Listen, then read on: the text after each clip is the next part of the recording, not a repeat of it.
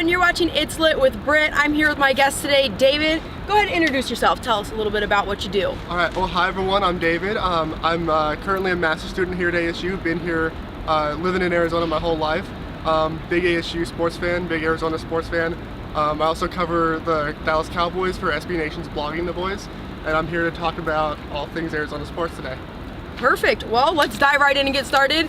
The Alliance of American Football, Arizona Hotshots, had a great showing on Sunday against the Salt Lake City Stallions. I think it was a really exciting defensive game, exciting offensive game. You know, they're putting points on the board. I think their model of not having players kick the extra point or do the kickoff, I think it's been good, and I think they're doing a good thing to get people involved by cutting down on the media timeout. What do you say? You were at the game, so how did you feel being there? Yeah, I think it was a bit of an adjustment for me, just because after a team goes and scores a touchdown and then they get the 2-point conversion, pretty much they go straight into the next offensive possession, which was a little jarring because it happens so fast, and I'm used to that little extra time where they do the kickoff. But overall, I didn't really miss the kickoffs, and the game went a lot quicker. We got out in just a little over 2 hours, which was pretty nice. The games went by quick and they were entertaining, so I think that's something that we might actually see the NFL start adopting into their rules in the next couple of years. I mean, you have a ton of all-star former ASU athletes. You have Carl Bradford, Marcus Hardison, Will Sutton, all on the defense. Ross, who was a standout ASU offensive player out there getting touchdowns left and right. Woodford, who used to play for Wake Forest, he was the quarterback of the week, offensive player of the week? Offensive player of the week for the very first offensive player of the week in the AAF. Which is exciting, because he'll get to go down in history books for that. We also had Mike Bercovici, the former ASU quarterback, playing for the San Diego Fleet against the San Antonio Commanders. That was a rough one for him. San Diego had no offensive line, it didn't seem like. And the crazy thing is with the AAF is that they allow a little bit harder hits on their players. So you could tell Mike really took a beating in that game. But overall, I would have to say that the Arizona Hotshots Salt Lake City Stallions game was probably the most exciting one to watch, in my opinion. I know the Orlando Apollos against the Atlanta Legends, it was like a 26-6 game or something, 20-something-6. And Birmingham Iron were able to completely shut out the Memphis Express. So that is not really a surprise, especially when we talked about it. Birmingham Iron is mostly made up of former Alabama players and Auburn players. So, you know, you have a really strong, high-performing level of SEC players that are all on that roster. So let's move into the NFL, though, talking about the level of play and some great players. The Cardinals currently have Josh Rosen as their quarterback. I personally think that the hire of Cliff Kingsbury was good for them and good for Rosen. They're both air raid offensive players, or an offensive coach and offensive player. What do you think about Kyler Murray and them drafting him instead? Because, you know, there's a lot of rumors going around the Cardinals are going to get rid of Josh Rosen, draft Kyler Murray instead. What are your thoughts on that? I don't really like those rumors. I think that they should stick with Josh Rosen, especially because last year they just spent a top 10 draft pick on him, and they actually traded up to get him, so they gave away draft capital to go up and get him. And after 1 year to admit that you made a mistake like that, it's not something that most GMs want to do, especially like when you're in Steve Keim's position, where you may be on the hot seat this year. Definitely on the hot seat. I also do agree that Rosen fits really well into the kind of scheme that Cliff Kingsbury is going to run. When you look at Rosen, when he played at UCLA, a lot of his best performances came when he was working out of the shotgun and air raid concepts. And I think that Rosen and Kingsbury will have sort of a similar effect as Sean McVay had in Jared Goff's second year, where you know Jared Goff was playing in a really old-fashioned, stale offense in his rookie year, didn't play well, kind of got thrown into the fire, and now he's got someone who understands some of the newer concepts, more innovative passing concepts, and can maximize his potential. So I think Rosen has a lot more to offer. I like Kyler Murray, but I think he's going to need to land in a really good situation in the NFL, and I don't think the Cardinals would be that. I also agree with that. I don't think that the Cardinals are the right fit for him, at least not right now. I think that he needs to go. If he's going to come to the Cardinals, it's going to be rough for him to really take that starting position and excel with it, because he has no previous NFL experience, where Josh Rosen has at least played the prior season. He has some experience. He's been out there. Granted, I know people aren't excited with the Cardinals' 3-13 finish last year, but he had the experience, and you can't blame it all on him. You have to look at the fact that he didn't really have an offensive line. The defense wasn't stopping. his job is to get the ball down the field, all right? But the defense's job is to stop the other team from getting the ball down the field, and the defense didn't do that either. So they can put however many points on the board they're going to put on there. If the defense doesn't do their job, you can't blame Josh Rosen for that. So I agree. I like Josh Rosen staying as the starting quarterback for the Cardinals. Not quite yet. How many Heisman Trophy winners go on into the NFL and then struggle to ever perform? I feel like it happens more frequently than not, especially recently. I know Baker Mayfield's done pretty well with the Browns, but you know, I don't really like the whole you were just the Heisman Trophy winner, we're going to draft you first in the overall draft, and then you go in there's just so much expectation, and I feel like there's so much more room for disappointment in that way. So personally, also going back to Kyler Murray, I would say he should have stuck with the Oakland A's and played baseball. I think it's a much more lucrative contract. I think you have a much longer career with a lot less likelihood for injury. But, you know, to each his own. He loves football, so best of luck to him, though, in that game. Moving on, we're going to talk about some MMA now. The UFC is coming to Phoenix again on Sunday. They're going to be at Talking Stick Resort Arena. We've got a ton of local talent on the card. Headlining the card is actually going to be Cain Velasquez, the former ASU Wrestling standout. He's going to face the number 3 ranked heavyweight Francis Ngannou. He's actually going to be at ASU on Saturday night, the night before his big fight. But there's 4 other fighters from the Arizona MMA scene. We have Courtney Casey, who's the number 11 ranked strawweight fighter, taking on Cynthia Calvillo. I have a really hard time saying her name. I don't know why. My brain just doesn't like it. But Courtney Casey trains out of the MMA lab. She's someone I look up to dearly because I train there. I think she's an awesome person. I think she's an amazing fighter, and I think that she puts on such a great performance every time she gets inside the cage, inside the octagon, and I'm really looking forward to watching her fight. We also have Alex Caceres, Bruce Leroy. He's going to take on Tron Gracie in a featherweight bout. Alex always is super exciting to watch. He has some flashy kicks, flashy moves. He's so talented both at stand-up and jiu-jitsu, so it's always an exciting fight when he steps in there. Brian Barberina is taking on Vicente Luque in a welterweight bout. Brian trains at the lab. He's here for his camp. He had moved to Tennessee actually, but he's back, so he's going to be representing the lab, and I think whatever gym he has moved to since he relocated to Tennessee. And Scott Holtzman versus Nick Lentz in a lightweight bout. And Hot Sauce has a great record, some great hands, so I'm excited to see him get back in the octagon as well. So it's going to be a really exciting event. It's on Sunday on ESPN, UFC Fight Night Phoenix. So much local talent, but I think that the really big name is going to be Cain Velasquez. And leading up to that, ASU Wrestling is having their MMA night. So there's so many former ASU Wrestling All-Stars who have gone on and had successful careers in MMA.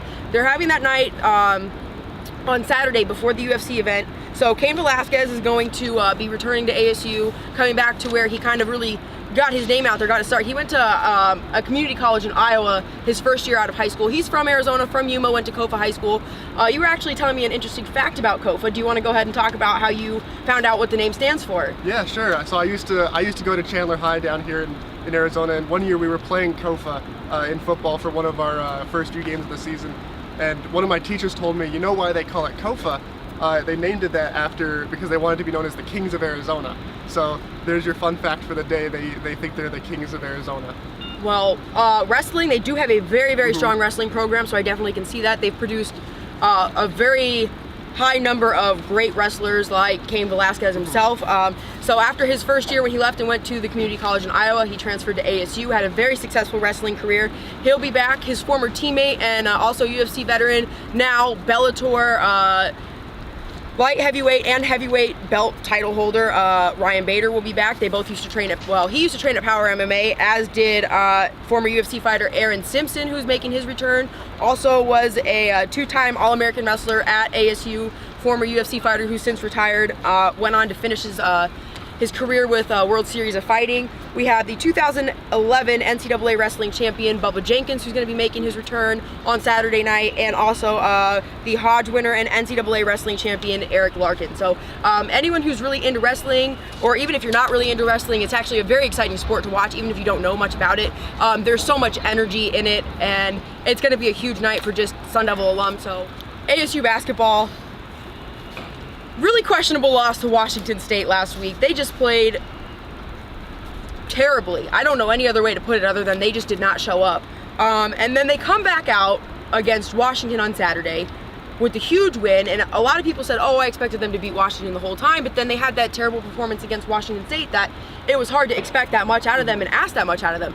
So they come out, play lights out against Washington, shut down their undefeated Pac-12 performance, and then go up to Colorado for this first game of the road series against Colorado, Utah, and completely again play like they have amnesia. It's like a team where you don't know who you're gonna get. You're either gonna get, it's someone with a split personality. You don't know if you're gonna get like one or the other. And I feel like in all of the games that they should be winning, you get the team that fails to perform, and the games where everyone kind of counts them out and says there's no way that they're gonna win that, you get this highly excelling great team that can perform offensively, defensively, get stops. You know, they're rebounding, really great ball handling, ball passing.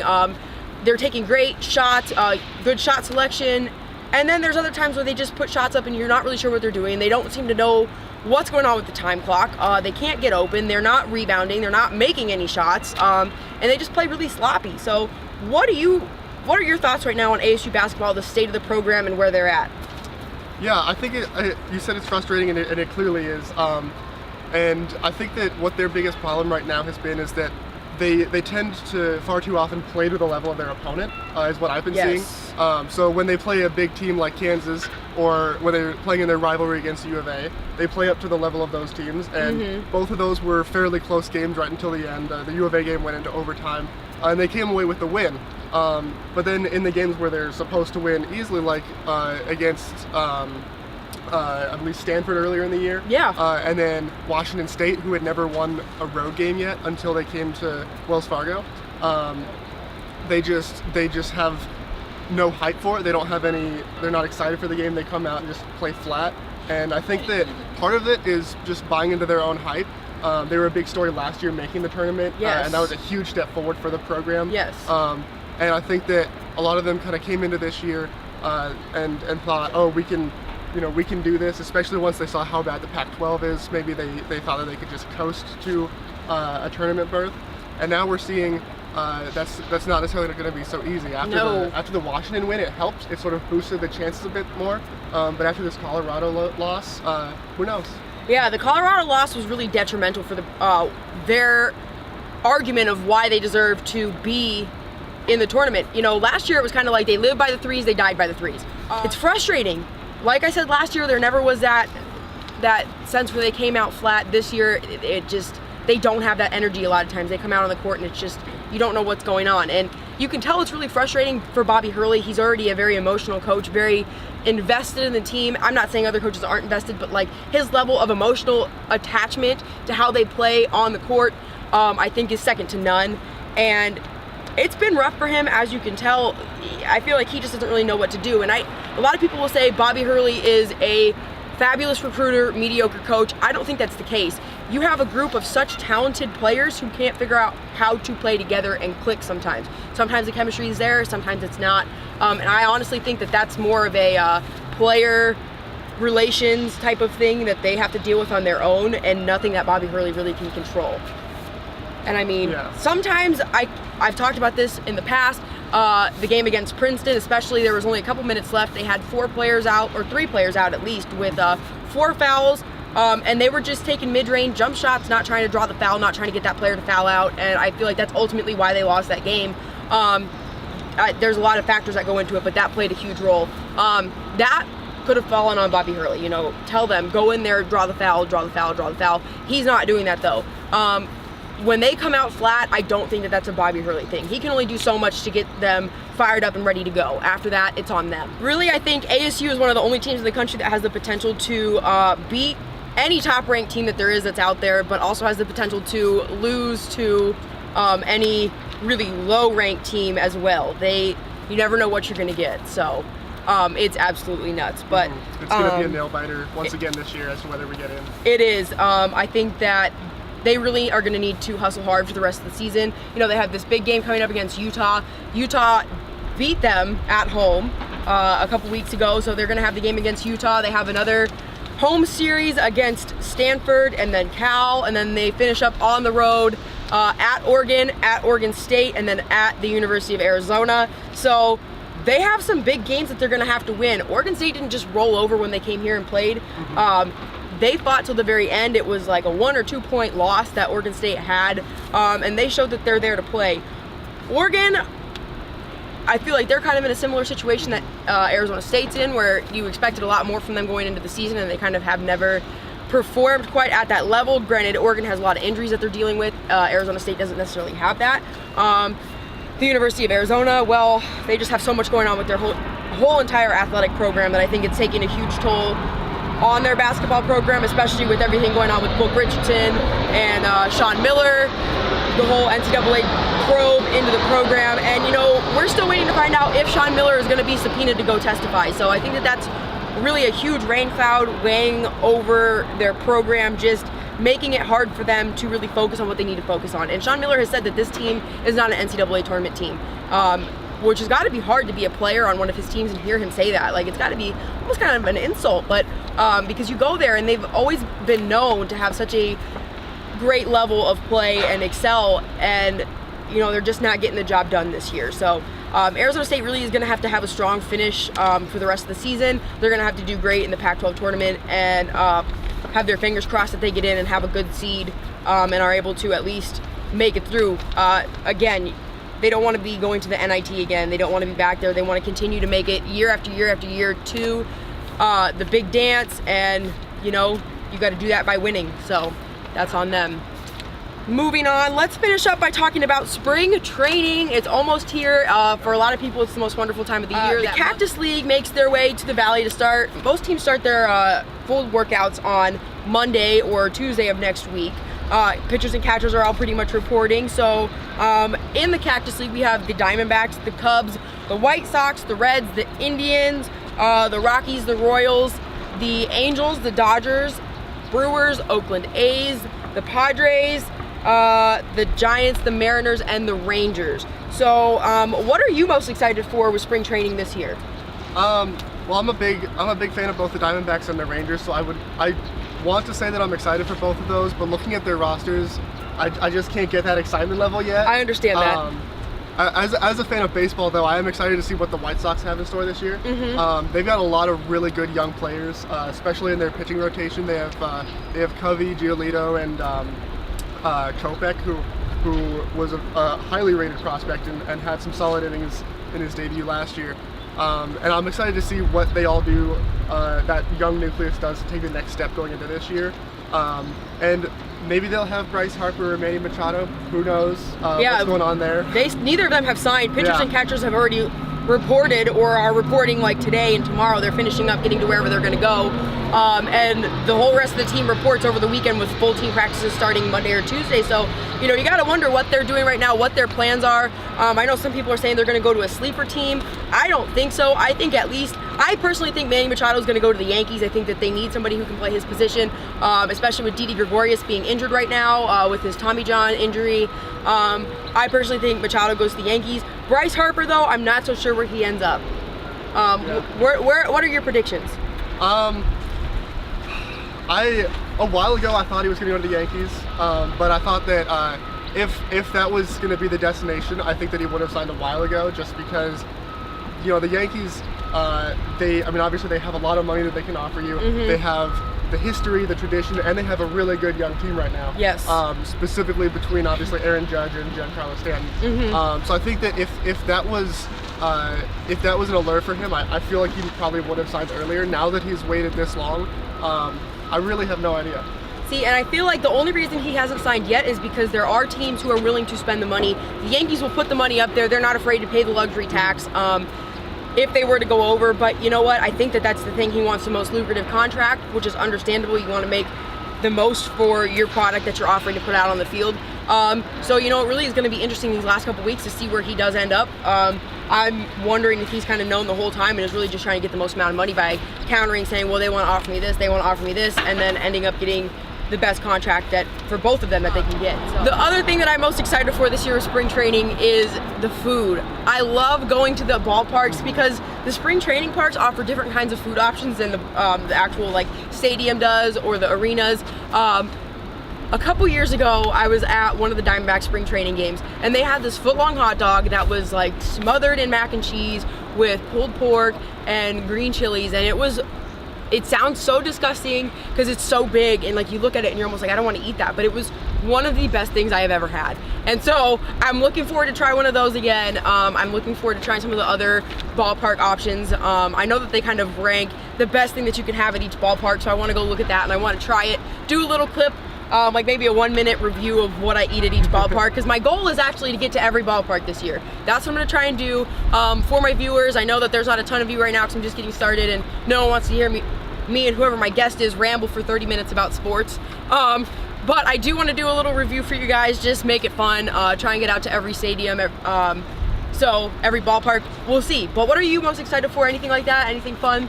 Well, I gotta go try that foot-long hot dog with the mac and cheese and stuff. It's great. I didn't know that existed. It's great. It's so good. It really. Anyways, that's it for It's Lit with Britt. Thanks again to my guest David. Wonderful to have you on the show. Thank you for having me. Thank you. No problem. Thanks to all of my viewers who made it this far into watching, and I look forward to bringing you more exciting content next week. Have a great week, guys.